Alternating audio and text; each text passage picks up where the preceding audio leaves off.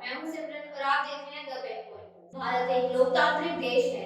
इस देश में लोकतंत्र को बचाए रखने के लिए समय समय पर कानून बनाए और बदले जाते रहते हैं। सूचना का अधिकार आरटीआई एक्ट भी इसी तरह का एक कानून है, जिसके अंतर्गत देश का लोकतंत्र मजबूत होता है और प्रशासनिक कार्यों में आम नागरिकों की सहभागिता बढ़ती है। इस कानून के आने के बाद कई समाज सेवियों ने इस कानून की सहायता से लोगों की मदद करने की कोशिश की और आरटीआई एक्टिविस्ट कहलाए।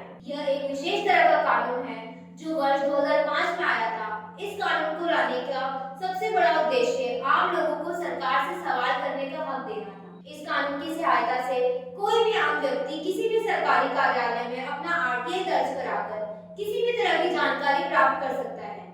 सरकार से सवाल पूछने का हक देश के हर नागरिक को है। यह कानून भ्रष्टाचार को रोकने का एक बहुत बड़ा रास्ता साबित हो सकता है। इसका प्रयोग करके कोई भी व्यक्ति सरकारी दफ्तरों से तरह तरह की जानकारी प्राप्त कर सकता है। ये कानून जम्मू कश्मीर को छोड़कर भारत के सभी राज्यों में लागू है। जम्मू और कश्मीर में जेएंडके आरटीआई चलता है। इस कानून के अंतर्गत लगभग सभी संवैधानिक पद आते हैं, जिसकी जानकारियां प्राप्त की जा सकती है। इस कानून का प्रयोग करके कोई व्यक्ति किसी सरकारी संस्थान से जानकारी के लिए अपना आवेदन दे सकता है, जिसका जवाब उस सरकारी संस्थान को महज 30 दिनों में देना होता है। इससे आम लोगों को कई तरह से लाभ प्राप्त होते हैं और व्यवस्था तंत्र में पारदर्शिता आती है। यह आम नागरिकों के अधिकारों की रक्षा और नागरिकों को सशक्त करता है। इस कानून का सदुपयोग करके सरकारी संस्थान से कई तरह के तथ्य संबंधित जानकारियां प्राप्त की जा सकती है। इसके अलावा कोई व्यक्ति इस कानून के अधीन राय नहीं मांग सकता है। इस कानून का सदुपयोग करके सरकारी संस्थानों से कई तरह के तथ्य संबंधित जानकारियां प्राप्त की जा सकती है। इसके अलावा कोई व्यक्ति इस कानून के अधीन राय नहीं मांग सकता है। इस योजना के अधीन व्यक्ति वह सभी जानकारियां प्राप्त कर सकता है जो उसकी निजी जिंदगी से जुड़ी है, जैसे पासपोर्ट, टैक्स रिफंड संबंधित जानकारी, पेंशन संबंधित जानकारी इत्यादि। इस कानून का प्रयोग करके लोग भ्रष्टाचार की शिकायत, बिजली पानी संबंधी समस्या, सड़कों की मरम्मत के फंड आदि संबंधित जानकारियां प्राप्त कर सकते हैं। कुछ मुख्य वजह है जिसके अंतर्गत इसका प्रयोग किया जा सकता है। अक्सर सरकारी सेवाएं आम लोगों तक पहुंचने में काफी समय लगाती है। अक्सर इस देर की मुख्य वजह कर्मचारियों द्वारा किए गया भ्रष्टाचार होता है। उदाहरण के तौर पर आपको आपके पासपोर्ट को रिन्यू कराने में परेशानी हो रही है या फिर आपके मोहल्ले में ट्रैफिक की दिक्कत हो, तो आप इस कानून का प्रयोग करके अपना काम करवा सकते हैं। आप किसी सरकारी संस्था की निष्क्रियता पर भी इस कानून के सहारे सवाल उठा सकते हैं। ध्यान दें कि इस कानून के तहत आप किसी संस्था से उसके डॉक्यूमेंट की कॉपी प्राप्त कर सकते हैं, जिसकी सहायता से संस्थान का भ्रष्टाचार सामने आएगा। इसका प्रयोग करके आप ऐसे तथ्य भी प्राप्त कर सकते हैं जो अदालत में दलील के तौर पर काम कर सकता है। किसी घटना में कितने लोगों की मृत्यु हुई अथवा किसी सरकारी कार्यक्रम में कितना खर्च हुआ, ये सब यहाँ से जाना जा सकता है।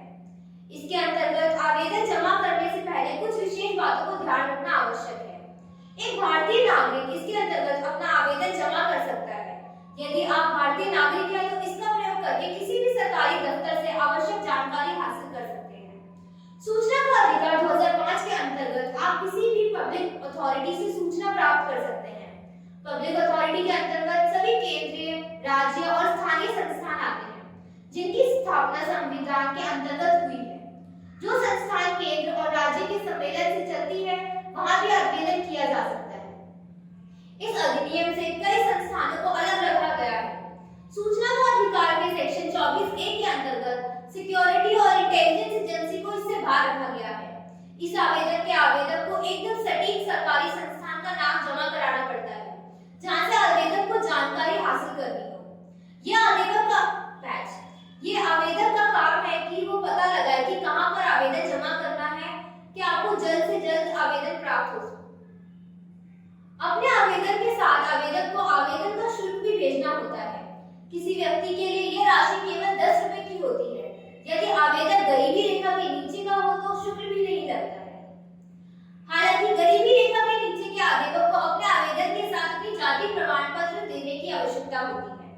इस बात पर ध्यान रखना आवश्यक है कि विभिन्न राज्यों में यह शुल्क अलग-अलग तरीके के हैं।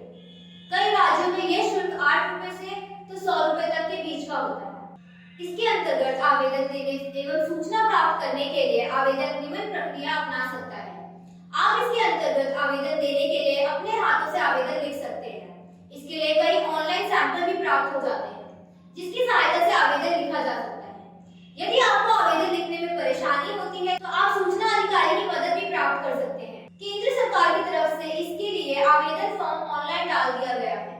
rti.online.government.in से प्राप्त कर सकते हैं। इसकी सहायता से घर बैठे ऑनलाइन शुल्क जमा कर आवेदन जमा किया जा सकता है। यदि आप एक प्रवासी भारतीय हैं तो आप अपना आवेदन ई पोस्टल ऑर्डर की सहायता से भी जमा कर सकते हैं। धन्यवाद।